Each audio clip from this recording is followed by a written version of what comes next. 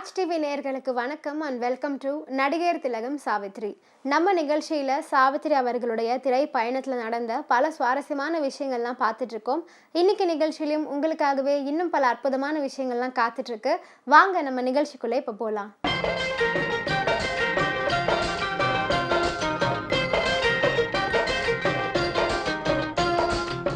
மகா நடிகை சாவித்ரி அவர்களின் வெற்றி திரைப்படங்கள் வரிசையில் 1963ஆம் ஆண்டு வெளியான திரைப்படம் தான் கற்பகம் அப்படிங்கிற திரைப்படம்.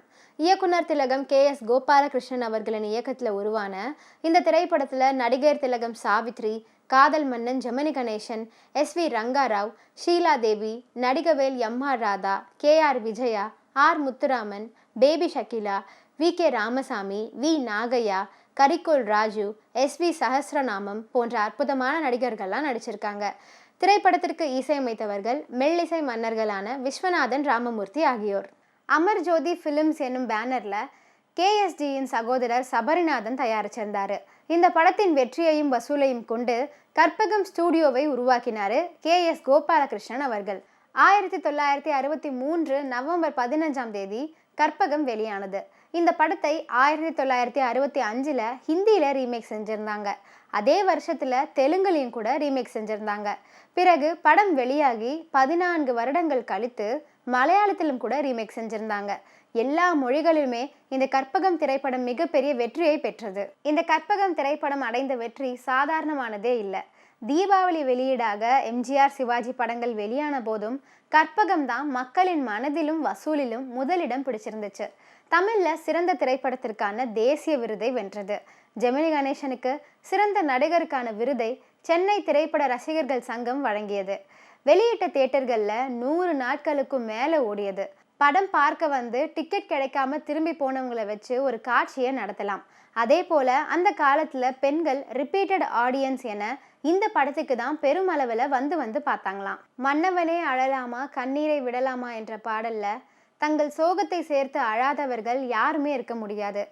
கண்ணை விட்டு போனாலும் கருத்தை விட்டு போகவில்லை, மண்ணை விட்டு போனாலும் உன்னை விட்டு போகவில்லை, இன்னொருத்தி உடலெடுத்து இருப்பவளும் நான் அல்லவா, கண்ணெடுத்தும் பாராமல் கலங்குவதும் வீணல்லவா என்று கதையுடன் சேர்ந்த அற்புதமான பாட்டு, பாட்டோடு சேர்ந்த வரிகள், வரிகளுடன் இணைந்த இசை, இவற்றில் கலந்த ஜீவன்மிக்க நடிப்பு என கற்பகம் மிகப்பெரிய விருட்சமாக நம் மனதுக்குள் என்றென்றுக்குமே நிறைஞ்சிருக்கு. இந்த கற்பகம் திரைப்படத்தில் இன்னொரு மிகப்பெரிய ஆச்சரியம் என்ன அப்படின்னு பார்த்தீங்கன்னா, ஜெமினி கணேசன், முத்துராமன் என முக்கியமான நடிகர்கள் இருந்தாலும் கூட அவங்களுக்கு பாடல்களே இல்லை. அதாவது ஆண் குரல் பாடவே இல்லை, ஒரே ஒரு பெண் குரல் தான். மொத்த பாடல்களையும் P. சுசிலா அவர்கள் தான் பாடியிருக்காங்க. இந்த படத்தின் மூலம் KSGக்கு ஸ்டூடியோ கிடைச்சிது. கவிஞர் வாலிக்கு எல்லா பாடல்களையும் எழுதுகிற வாய்ப்பு கிடைச்சிது. தமிழகத்து பெண்களுக்கு அத்தை மடி மெத்தையடி ஆடி விளையாடமா கிடைச்சிது.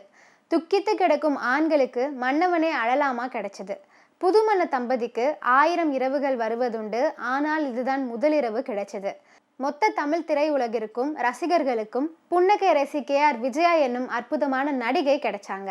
ஒரு பக்கம் அமுதாவை மனைவியாக ஏற்க முடியாமல் தவிக்கிறார் சுந்தரம். இன்னொரு பக்கம் அந்த குழந்தை கற்பகத்தை அம்மாவாக ஏற்றுக்கொண்டது போல அமுதாவை அம்மாவாக ஏற்றுக்கொள்ள மறுக்கிறது.